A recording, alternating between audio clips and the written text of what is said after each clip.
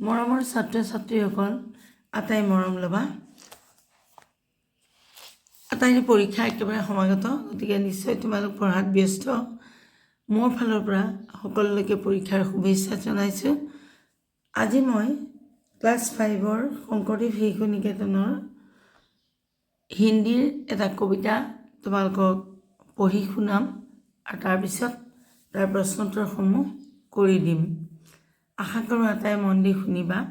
এই পৰীক্ষাটো তোমালোকৰ দ্বিতীয় ইউনিট টেষ্টৰ বাবে অত্যন্ত জৰুৰী, সেইবাবে মই লৰালৰিকৈ এই কবিতাটো প্ৰস্তুত কৰিলোঁ। যি কি নহওক, সময় নষ্ট নকৰি আমি আগবাঢ়ো আহা। हमारा हिंदुस्तान एक बार फिर से बोलो प्यारे हिंदुस्तान की, जिसकी मिट्टी सोना देती धरती है भगवान की। दया धर्म की शिक्षा मिलती जन्मभूमि इंसान की। गांव गांव में नदियाँ बहती ज्वाला जाली मान की। गीतों की फुलझड़ियाँ हंसती बड़ी शान ईमान की। एक बार फिर से बोलो जय बोलो प्यारे हिंदुस्तान की। यहाँ समन है बाग बगीचा बिया वन खलिहान भी। আকৌ কৈছোঁ, यहाँ समन है बाग बगीचा बिया वन खलिहान भी। ऊंचा पर्वत चोरी खाई जाल थाल है भगवान की। एक बार फिर से बोलो, फिर से जय बोलो जय हिंदुस्तान की। এই কবিতাটোৰ তলত শব্দাৰ্থবোৰ দিয়া আছে। ধৰতি মানে পৃথিৱী, ইনচান মানে আদমি বা মানুহ। ज्वाला মানে आग की लपट। मान মানে प्रतिष्ठा। ईमान মানে नियत। शमन মানে ফুলনি বা ফুলবাৰী। रियावान মানে सुनसान शून्य। निजान खलिहान कटे हुए अनाज की रखने की स्थान, जिसे আমি ভঁৰাল বুলি কওঁ। पर्वत पहाड़। गतिवान মানে গতিশীল অৰ্থাৎ চলি থকা। এতিয়া আহাচোন প্ৰশ্নোত্তৰখিনিলৈ। প্ৰশ্নোত্তৰখিনি মই সুকীয়াকৈ কৰি আনিছোঁ। প্ৰথম প্ৰশ্নটো দিছে अर्थ स्पष्ट करो। अर्थ स्पष्ट करो जिसकी मिट्टी सोना देती।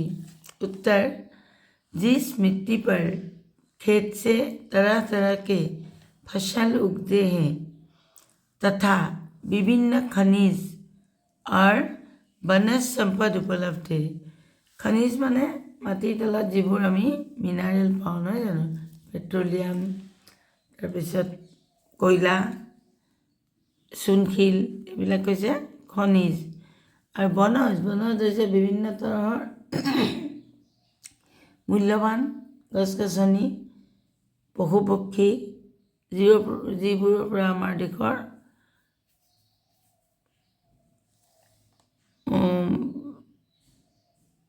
ফৰেইন এক্সচেঞ্জ অৰ্থাৎ বৈদেশিক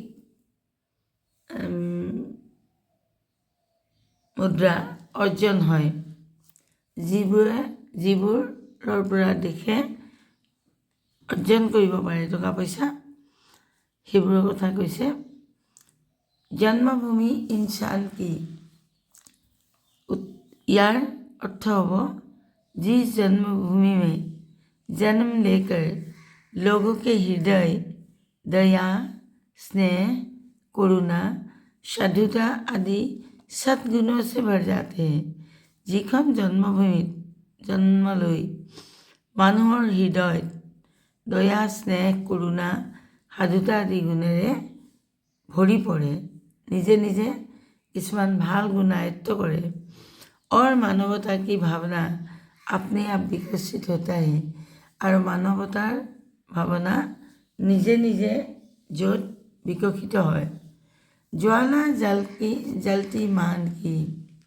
ज्वाला जलती मान की ইয়াৰ অৰ্থ হৈছে, जहाँ मान सम्मान की रक्षा के खातिर য'ত মান সন্মানৰ বহুত মূল্য দিয়ে মানুহে।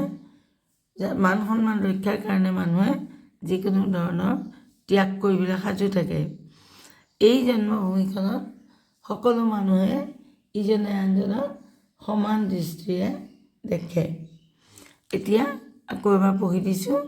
जहाँ मान सम्मान की रक्षा के खातिर लोग सब कुछ त्याग करने के लिए तैयार हैं, इस जन्मभूमि में एक दूसरे को समान दृष्टि से देखते हैं। ইয়াৰ অৰ্থ মই ইতিমধ্যে তোমালোকক ক'লোঁ। এতিয়া তাৰ পিছৰ প্ৰশ্নটো 2 নম্বৰ প্ৰশ্নটো কি দিছে? हिंदुस्तान के संबंध में कवि ने क्या कहा है? कविয়ে हिंदुस्ताনৰ বিষয়ে কি কৈছে? हिंदुस्तान की मिट्टी बहुत उपजाऊ है। हिंदुस्ताনৰ অৰ্থাৎ ভাৰতবৰ্ষৰ মাটি বহুত সাৰুৱা। उपजाऊ माने সাৰুৱা। यहाँ तरह तरह के फसल उगता है। ইয়াত বিভিন্ন ধৰণৰ ফসল উৎপাদন হয়। यह भूमि भगवान की अमूल्य दान है। এই ভূমি ভগৱানৰ बहुमूल्य दान बोली आमी कब पारों। यहाँ के लोगों के दिल दया स्नेह करुणा त्याग आदि गुणों से भरा हुआ है। यार মানুহৰ হৃদয় দয়া स्नेह करुणा अर्थात ममता त्याग आदि गुणेरे भरी আছে।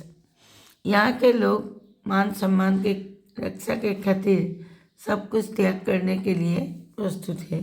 ইয়াত মান সন্মানৰ বহুত মূল্য মানুহে দিয়ে আৰু মান সন্মান ৰক্ষাৰ কাৰণে মানুহে বহুতখিনি ত্যাগ কৰিবলৈও সদায় সাজু থাকে। हम सबको मिलकर हिंदुस्तान की जयगान करनी चाहिए। আমি আটাইয়ে মিলি হিন্দুস্তানৰ জয় জয় গীত গাব লাগে, জয়গান কৰিব লাগে। हिंदुस्तान में फूल पत्तों से भरी फुलवारी है। ইয়াত বহুত বাগিচা আছে, ফুলৰ বাগিচা আৰু सुनसान खलिहान भी है। আৰু মানুহবিলাক খেতি বাতিত ইমানেই চহকী যে প্ৰত্যেকৰে ঘৰত একোটা ভঁৰাল আছে। উচ্চা পৰ্বত ওখ ওখ পৰ্বত আছে। চৰি খাই মানে দ খাই আছে আৰু গতিশীল জলধাৰা। ইয়াত নদী গতিশীল জলধাৰা মানে নদীৰ কথা কৈছে, জলপ্ৰপাতৰ কথা কৈছে, য'ত পানী অহৰহ বৈ থাকে। इसकी सुंदरता बढ़ाती है। এই আটাইবোৰে মিলি হিন্দুস্তানৰ সুন্দৰতা বা বিউটি বা সৌন্দৰ্য बढ़ाइছে। अतः हमें हिंदुस्तान की जयगान करनी चाहिए। ये हमें हिंदुस्ताনৰ जयगान गोৱা उचित। रिक्त स्थान की पूरी करो। ये क्वेश्चन नंबर 3 আছে। इटू চোৱা रिक्त स्थान की पूर्ति करो অৰ্থাৎ খালী ঠাই ভৰাব লাগে। কবিতাটোৰ পৰাই ভৰাব লাগে, একো টান নহয়। ক जिसकी मिट्टी আৰু ইফালে শেষত দিছে ভগৱান কি, মাজৰখিনি গালি ৰাখিছে। আমি লিখিব লাগিব सोना देती धरती है। ख दया धर्म की देश इंसान की। এই দেশটোত আমি লিখিব লাগিব दया धर्म की शिक्षा मिलती जन्मभूमि। এইখিনিলৈকে লিখিব লাগিব। তাৰ পিছৰটোত আছে गाँव गाँव में देश मान की। गाँव गाँव में नदियाँ बहती जाला जलती मान की। তাৰপিছত यहाँ समन है खलिहान भी। यहाँ समन है बाग बगीचा रियावन खलिहान की। এতিয়া এনেধৰণে পুৰাই দিলে কবিতাটো চাই হৈ যাব। এই শব্দবোৰ তোমালোকে মনত ৰাখিব লাগিব, নহ'লে যিকোনো শব্দ লিখিলে নহ'ব। কবিতাটোত যি শব্দ আছে সেয়াহে লিখিব লাগিব। 4 নম্বৰ প্ৰশ্নটো চোৱা। নিম্নলিখিত शब्द को वाक्य में प्रयोग करो। তলত দিয়া শব্দবোৰ বাক্যত প্ৰয়োগ কৰিবলৈ কৈছে। 30 वाक्य बनाবলৈ दिছে। वाक्य 30 को हम संचार भी कह सकते हैं। धरती को আমি সংসাৰ বুলিও ক'ব পাৰোঁ। इंसान इंसान में दया क्षमा आदि गुण होना चाहिए মানুহৰ इंसान माने आदमी आदमी মানুহ মানুহৰ গাত কি থাকিব লাগে दया क्षमा आदि गुण হ'ব লাগে